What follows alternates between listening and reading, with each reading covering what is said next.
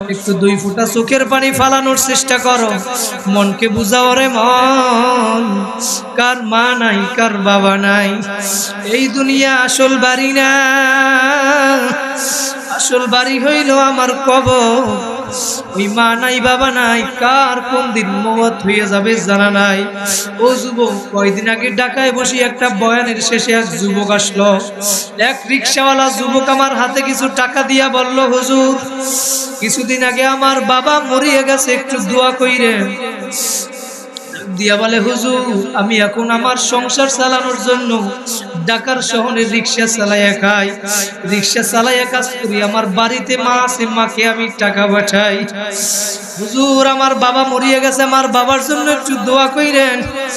আমার মাকে আমি রিক্সা চালাইয়া টাকা পয়সা পাঠাই, মোবাইলে কথা বলি, মা খুব আনন্দ, দোয়া করে আমার জন্য। হুজুর, কিছুদিন